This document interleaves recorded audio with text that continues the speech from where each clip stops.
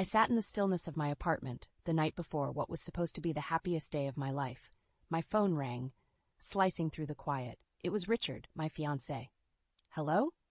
Richard, is everything okay? I asked, sensing something off in his voice.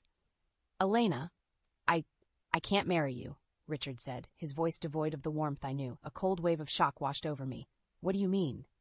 This isn't funny, Richard. It's not a joke, Elena. I'm already married, to someone else. His words were like a dagger to my heart. Married? But we're getting married tomorrow. How could you do this? I struggled to keep my voice steady. I just can't be with someone who overshadows me. You're a top executive, and I'm not. It's too much for me. His tone was emotionless. So this was about his ego. You knew about my job. For 2 years you said nothing, and now this? I need someone simpler, someone who doesn't outdo me.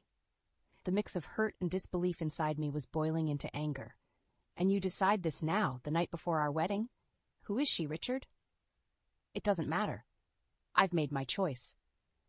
You coward, I hissed, anger surging. You let me plan our life together, and now you're backing out like this. I'm sorry, Elena. It is what it is. You're not sorry. You're a coward. I'm glad I know your true colors before it's too late. There was a pause. You'll regret this, Elena. You need me. I don't need a man who doesn't respect me. Goodbye, Richard. I ended the call, my hand shaking with a mix of rage and shock. Sitting alone, the magnitude of the conversation hit me. The man I thought I knew was nothing but a lie. But amidst the hurt, I felt a surprising relief. This wasn't just an ending. It was a beginning. My chance to rebuild my life without Richard's deceitful shadow. My heart hardened with determination. Richard had wounded me deeply, but I wouldn't let him get away with it. He would regret crossing me. I would make sure of that.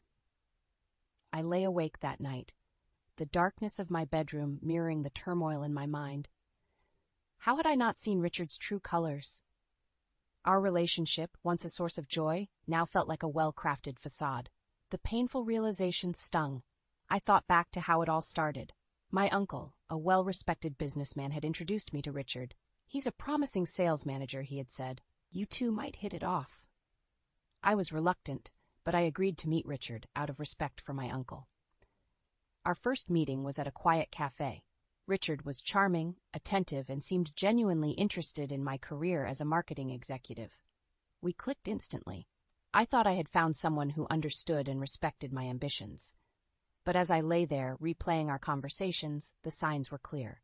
Richard's subtle digs at my achievements, his veiled comments about women in leadership, they were all red flags I had ignored. He was never proud of me. He was intimidated by me.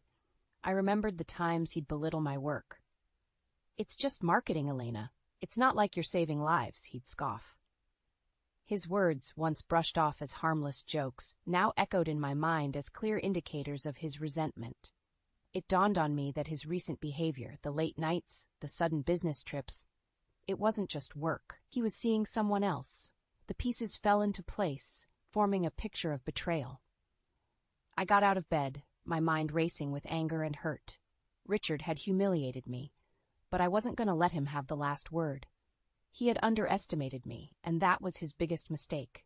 I opened my laptop and began to draft an email to my colleagues. Richard and I had invited them to our wedding, and they deserved to know the truth. I wrote with a clear purpose, detailing Richard's betrayal without sounding bitter. I wanted the facts to speak for themselves. As I hit send, a sense of empowerment washed over me. This was just the beginning. Richard had tried to break me, but instead he had awakened a strength I never knew I had. I would make him regret ever taking me for granted. The game had just begun. The next morning I woke up to a flurry of messages. Colleagues, friends, family, everyone was shocked. The news of Richard's deceit had spread like wildfire. There was an outpouring of support for me, but among these, one message caught my eye. It was from Richard. Can we meet? I think there's been a misunderstanding, his message read. Misunderstanding? The audacity of that word made my blood boil. I agreed to meet him, not for reconciliation, but to confront him, to face the man who had tried to break me. We met at a park, a neutral ground away from prying eyes. Richard was there, looking disheveled, a stark contrast to the composed man I once knew. Elena, thank you for meeting me. I think you got it all wrong, he started, but I cut him off. Save it, Richard. There's nothing you can say to justify your actions. You're a liar and a cheat. What did you expect, calling off our wedding and admitting you're already married? Richard's face reddened. I didn't expect you to react this way. You're blowing this out of proportion. Out of proportion? You were living a double life, Richard. What did you expect me to do? Smile and wish you a happy marriage? He shifted uncomfortably. Look, I know I messed up, but can't we put this behind us? I mean, we were good together, weren't we? I stared at him in disbelief. Put this behind us? You humiliated me, Richard, and now you expect me to just forget it? Elena, please, I know I've made a mistake, but I need you. My job is at risk because of this mess. You have connections. You can help me. I couldn't believe what I was hearing. You want my help? After everything you've done? He took a step closer. Elena, we can sort this out. I know people are talking, but we can fix this. Together. I stepped back, my resolve hardening. The only thing that needs fixing is your moral compass, Richard. We are done.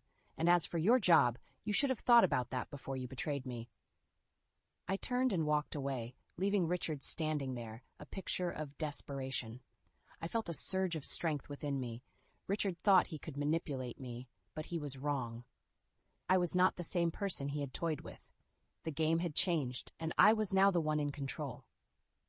The days following my confrontation with Richard were a whirlwind. My mind was constantly racing, not with sadness but with a burning desire for retribution. Richard had tried to crush me, but he had only fueled my determination. I started by reaching out to a few trusted colleagues and friends, laying the groundwork for my plan. Word of mouth was powerful, and I intended to use it to expose Richard's true character. I shared my story not as a victim, but as a survivor of deceit. My narrative was factual, yet poignant, a tale of betrayal by a man who was a master of manipulation. Then came the opportunity I was waiting for. An industry event was coming up, one Richard and I were supposed to attend together. I decided to go alone, knowing well that Richard would be there. The evening of the event, I walked into the room with confidence. I could feel the eyes on me, the whispered conversations. I spotted Richard in the crowd, his face a mask of unease. As I mingled, I overheard snippets of conversation. That's Elena. Can you believe what Richard did to her?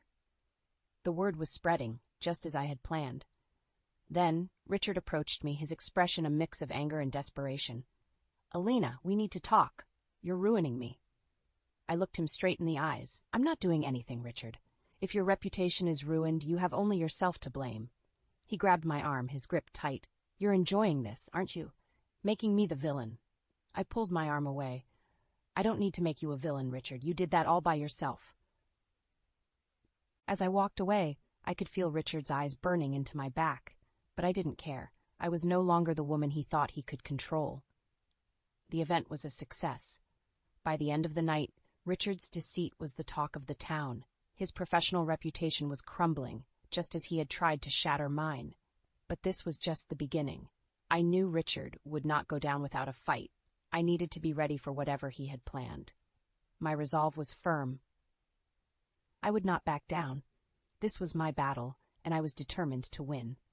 A few days after the industry event, I was at my office when my phone buzzed with an unexpected call. It was Richard.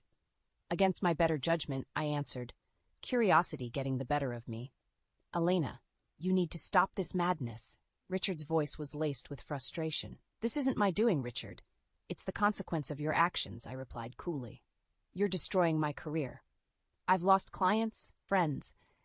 His voice trailed off into a mix of anger and desperation. Maybe you should have thought about that before you decided to betray me and lie to everyone, I retorted. I need your help, Elena. You have the power to fix this, to clear my name, he pleaded. Help you? After everything you've done? You must be delusional. I couldn't hide the contempt in my voice. Elena, please, we were good together once. Can't you remember that? There was a hint of something in his voice that sounded almost like sincerity. All I remember is a liar who was leading a double life, I snapped back. There was a pause on the line, and when he spoke again, his voice had changed. It was colder, more calculating. You'll regret this, Elena. If I go down, I'll make sure you come down with me. A chill ran down my spine at his threat, but I refused to show my fear. Is that a threat, Richard? It's a promise, he said, his voice now a menacing whisper. Good luck with that, I said, and ended the call. As I sat back in my chair, I realized that this was far from over. Richard's threat loomed over me, but I was not about to let him intimidate me. I had come too far to back down now. I started to document everything: the calls, messages, any interaction with Richard. If he was planning to come after me, I would be ready. But as I delved deeper into my preparations, I found an unexpected ally. One of Richard's colleagues reached out to me, offering information about Richard's past misdemeanors at work, instances of credit stealing, manipulation, even harassment. It was more than I could have hoped for. Armed with this new information, I knew what I had to do. It was time to take the fight to Richard. I was going to expose him for who he truly was, not just to our social circle, but to his professional world as well. Richard had started this war, but I was going to finish it. The next few weeks were a whirlwind of activity. With the information provided by Richard's colleague, I meticulously compiled a dossier of his professional misconduct. It was a damning portrait of a man who had built his career on deceit and manipulation. I reached out to Richard's company's HR department, presenting them with the evidence. The response was swift and decisive. Richard was suspended pending a full investigation. The news spread quickly, and soon Richard's professional reputation was in tatters. But I wasn't done yet. I had one last card to play. I filed a legal claim against Richard for emotional distress and the financial losses incurred due to the canceled wedding. It was a bold move, but I was determined to hold him accountable. As I walked out of my lawyer's office, I felt a weight lift off my shoulders. I had stood up to Richard, and I had won. But it was a hollow victory. The man I had once loved was now nothing but a bitter memory. In the midst of all this, my uncle reached out to me. "Elena, you've handled this situation with incredible strength and grace," he said. I shrugged. I did what I had to do. "There's something I want to discuss with you," he continued.